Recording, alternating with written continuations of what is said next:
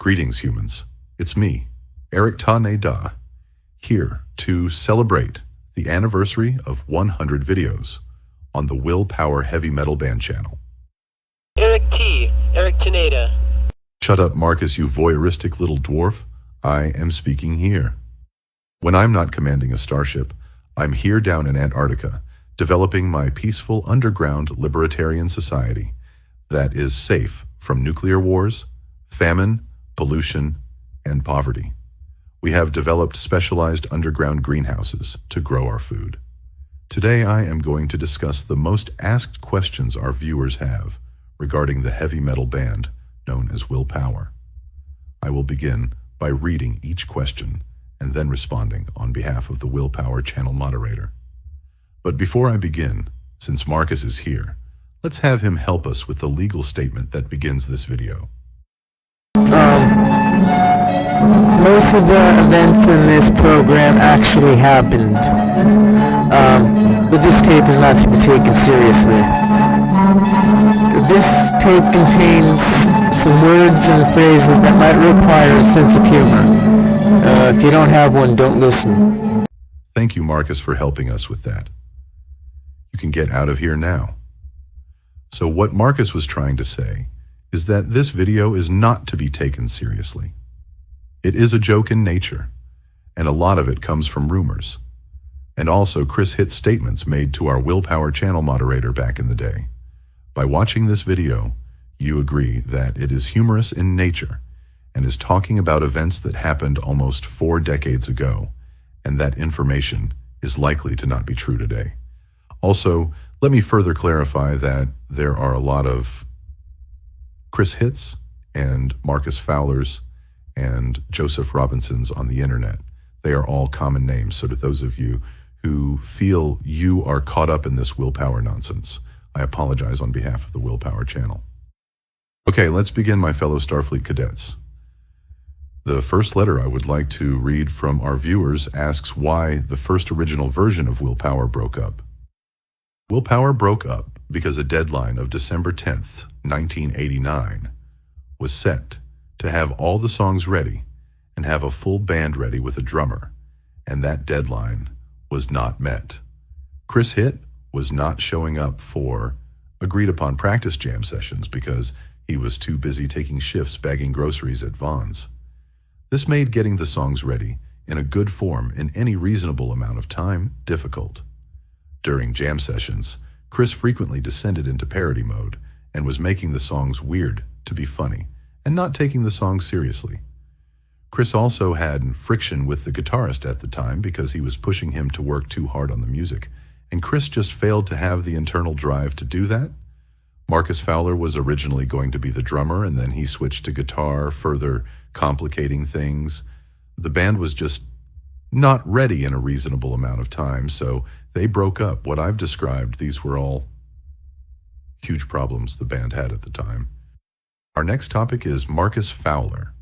A viewer asked, was Marcus originally going to be a drummer for the band? Supposedly, Marcus Fowler was going to purchase a drum set and start practicing for the band. I'm not sure how a drum set would have worked out in his parents' Coronado home. A lot of people in Coronado don't like noise, as there's a lot of old people living there. Furthermore, Marcus's parents were the kind of people who don't like interruptions, as they are psychologists and therefore like a quiet home, I would imagine. I think Marcus's choice to get a drum set was probably a poor choice. When Marcus switched to guitar, it was too late for him to learn to be a guitarist in any kind of reasonable time frame. This whole scenario explains why attempts were made to get Joe Robinson in the band. Another viewer asked, did Chris Hitt like Joseph Robinson as a drummer? Not particularly. Chris felt Joe's drum skills at that point were not on par with what was needed. The guitarist working with Willpower at the time felt Joe was a good drummer and a much better drummer than Chris Hitt was a singer. So that's one of the reasons why he left Willpower and started jamming with Joe solo. Our next letter asks about the song Steel Flower. The viewer asks about the prediction Chris Hitt made about the year 2029. Yes, in the song Steel Flower. It is true that in the original 1989 version available on this channel, Chris Hitt stated that man would destroy himself. Who knows if that will come true? There's a lot of instability in the world today, and wars have dominated human history, so I don't see that stopping anytime soon. Another viewer asks, is it true that Chris Hitt predicted when he was 18 that he would still be making high-pitched noises like you when he's 80 years old? Yes, Chris Hitt predicted that to the Willpower channel moderator in 1989. I doubt he's still obnoxious and making high-pitched noises now. But life is uncertain. One may never know what he's doing now, except the people in his immediate orbit. The viewer asked, is it true that the Willpower channel moderator has partied in Tijuana with every Willpower band member? Yes, it's true. Just a few funny true stories here. When the Willpower channel moderator went down with Marcus, there was a small child in the Tijuana taxi cab under the seat trying to swipe money from people sitting in the taxi cab by reaching up from below. Marcus tried to tell the Willpower channel moderator about it, but he didn't believe him. Joseph Robinson almost got in a fight with a nightclub bouncer because he didn't like how he was being talked to. Joseph Robinson did not like nightclub scenes as he felt they were superficial, so he wasn't having a good time anyway. Another viewer asked, what was the last song that Chris was working on prior to the band breaking up? It was a song called Waiting Patiently. Our song technicians are feverishly searching through our tapes archive to find it and see if we can bring it new life using AI. From what I understand, Chris Hitt wanted it to be sort of like Patience by Guns N' Roses. The lyrics went something like this: forever and ever I've been waiting patiently for you, I'll learn.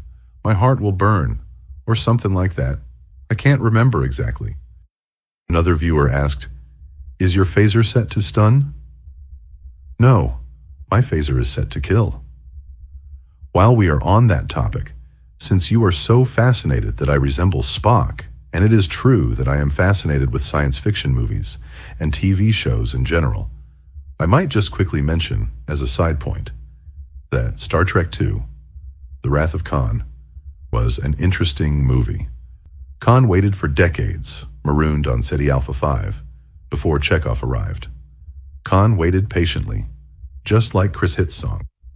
Then Khan said, revenge is a dish best served cold, and it is very cold in space. Welcome to Ceti Alpha 5.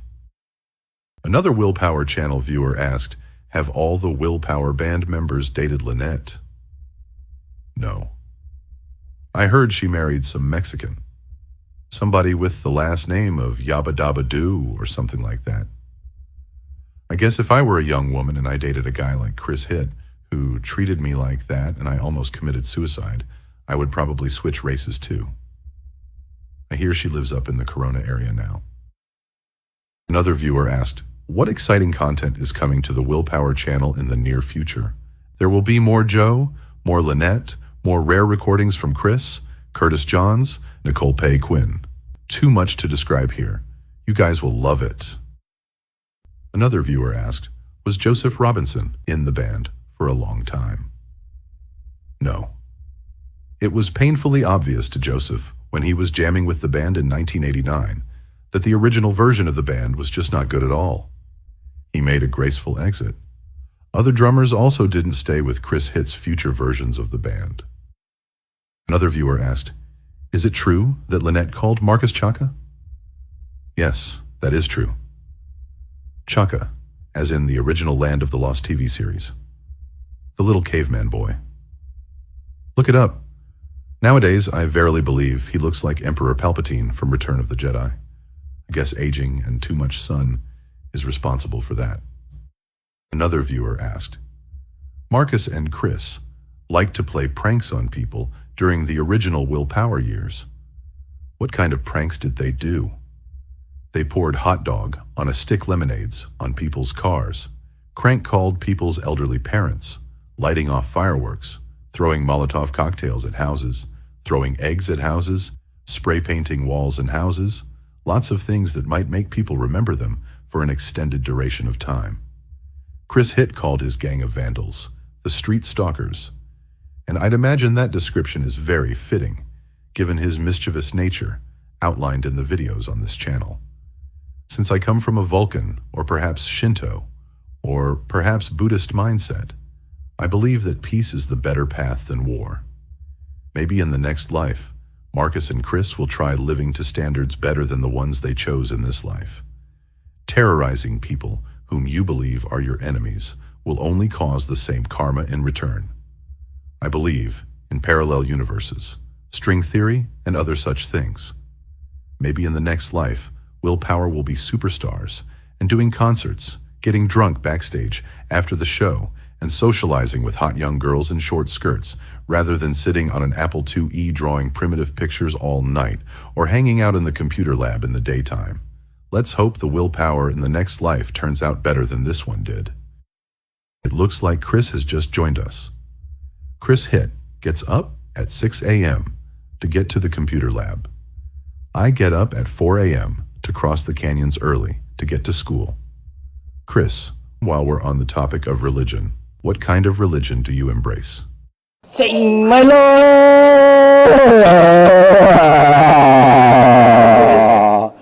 Fuck you! Chris Hitt for the satanic cult! Okay, that answers that question. Chris, let's move on to another question. Have you worked with any people of musical talent? What about that bassist from hell? But doesn't Satan supply him with his knowledge, or what? Okay, that answers that question too. Chris, tell us about your next album. Oh man, it's gonna be killer. Totally, absolutely, 100% perfection to the maximus. It's gonna be bitchin'. That's all I can say, folks. But Tell us about your next song, projected to be a hit on your new album. Who is the producer for your next album? fuck you, fuck you, fuck you. Those are the lyrics to my new song. Yes, the chorus, the lyrics, the title, the name of the album, and the record company, and the producer's name itself. Okay, Chris Hitt, thank you for joining us today. Let me clarify my name. It is not Chris Hitt. My full name is William Christopher Hitt. Social Security number 57393. I live at 402 D Avenue in Coronado, California. That's spelled Coronado. My birth date is 7/23/71. My rank and serial number are A24852. Oh yeah, and my zip code, of course, because I have total zits, is 92118. So don't be late. Okay, Chris. Too much information. Time for you to go now. Okay, it's back to answering the questions our viewers have. Another viewer asked, was it true that a former Willpower guitarist worked with some guys named Todd and Ernie who auditioned Chris to be their lead singer? Yes. Ernie and Todd responded to Chris Hitt's guitarist wanted flyer.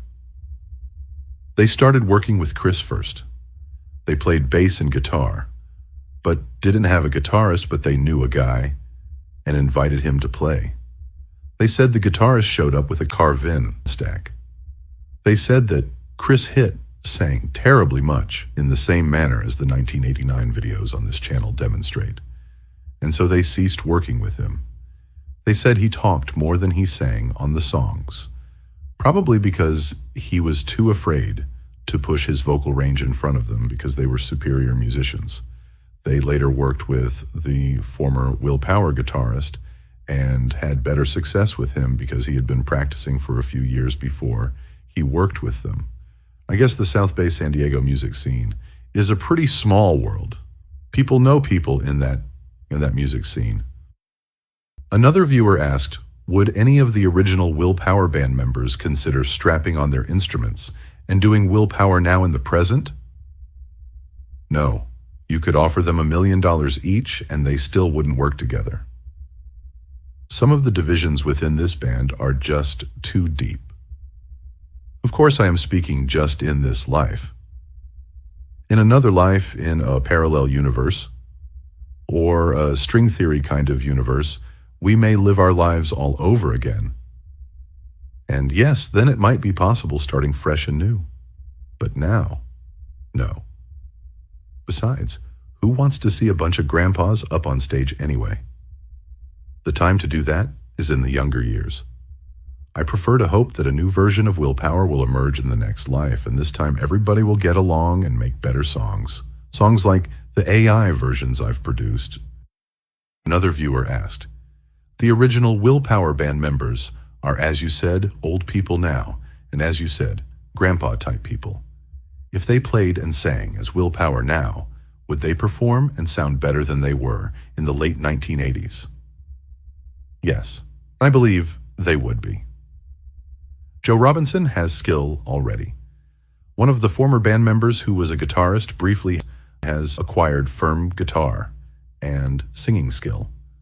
Who knows? Maybe Chris has practiced his singing all these years, and maybe not. Maybe he ties one on and goes out on karaoke nights and gets wild. Who knows? Marcus, well, who knows if he has done anything musical after all this time or not? He seems like a low motivation individual to me, so probably not. I've heard rumors that Nick has done a few musical things, but I can't confirm that. Another viewer asked, has the Willpower channel creator considered forming a newer version of the band with younger Gen Z band members? This thought has crossed my mind. The songs are certainly now ready due to AI. After almost 4 decades, finally. The money it would take to do this would be considerable, especially to get any kind of talent like AE on. I would say this scenario probably won't happen, but it's not impossible. I never rule anything out. It is something I'm just considering at this point. It certainly would be fun to tour with such a band as a manager and hang back in a VIP booth with some drinks and watch Chris Hitt's old songs take a new life. Another viewer asked, please rank the Willpower band members in order of computer skill. I'd say first place would be a tie between Joseph Robinson and Chris Hitt. They are both pretty skilled. I would probably pay good money to watch them battle it out for first place by debating their technical skill. It would be a literal Clash of the Titans match, to be sure. We've all worked in server rooms before, so we all have some degree of technical skill. Marcus is dead last. How he became a software executive, I'll never know. As Chris Hitt once famously said in his 1989 song Perfection on this channel, Marcus had a modem and a printer too, and if you ask, he'll say they got blue. That doesn't imply that Marcus has a lot of technical skill. Okay, Chris Hitt, good call there. Another viewer asked, was Willpower basically just a nerd and outcast band? Yes, Willpower was basically just a nerd and outcast band. There were hopes for a better image than that, but you have to be serious about your music if you want to go far. This is true about anything in life. Like Chris Hitt's guitarist wanted poster said, you've got to have a positive attitude and the instinct, but he didn't live up to what he was preaching. He just did the whole thing like it was a big joke, and the band died. Another viewer asked, I heard a rumor from someone that Chris Hitt, as a young teenager, was going to do something with rat poison and his parents' breakfast cereal or coffee or something. Is that true? I did hear about that rumor. In fact, I heard it directly from him when he was 18, talking about his younger years to me. He had an issue with his parents being too controlling, and he was frustrated by that and was thinking about doing something about it. I think it was when he was real young, like somewhere between the 12 and 15 age range. It's a good thing that he didn't follow through with that impulse, or else he might have ended up on some true crime show, and Katie would have been an orphan. We should all feel sorry for Katie having to be this guy's sister.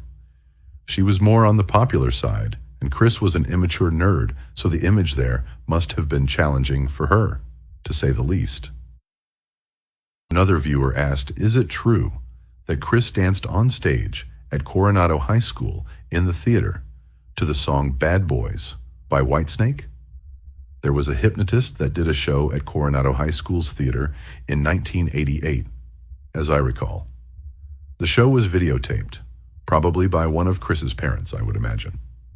During the show, the hypnotist hypnotized certain Coronado High School students. Chris was one of those students. During Chris's hypnosis, he danced around to Whitesnake's song Bad Boys on stage. That must have been hilarious to witness. I tried for many years to buy that videotape off him, but he wouldn't sell it to me. It's too bad I don't have that tape now, otherwise it would be up on this channel. Another viewer asked, back in the late 80s and early 90s, how many people did Chris enjoy calling on the phone doing his pranks? That list is too long. I can cite some examples off of the top of my head, though. Lana Johns, Kurt Johns, Kevin Williamson, Marco's mom, Ted Gussick, Craig Nichols, Nicole Paquin, Jason Vick, Brian Mulvey's grandparents, Memo Reza, TJ Hopengardner, Day and Night Painting, 421 Dick, 6910177, Mandy and Seth Jones, and the list goes on and on and on. A lot of those types of phone calls are found on this channel and other videos. If you dig around, you'll find them here. How that time could have been spent doing more constructive things, like practicing his music to be more skilled at it. Where is Chris Hitt living now? Who knows? But I've heard that he was in Hawaii for a time, and his ex-girlfriend Molly might be living there. Who knows, maybe they've rekindled their out-the-door relationship? And relax, Chris. No information in the Willpower channel will be used in a negative manner, unless the Willpower channel becomes angry about something. This channel is just for you to remember your younger years, and maybe a few CHS students will poke in from time to time to see what you were up to back then. And to any of Chris's coworkers or family members who might be viewing this, give Chris a break. He was a young kid, learning from his mistakes, just like all of us. I think that was the lesson of the novel Lord of the Flies. Teenagers can't be trusted to make rational decisions, but some are more mature than others. Well, my friends, if you'll excuse me, I have to beam up to my starship and get on with my Starfleet duties. It has been a pleasure celebrating Willpower's anniversary of 100 videos on this channel. This is your friend, Eric Taneda, saying, peace and I'm out. Beam me up, Scotty.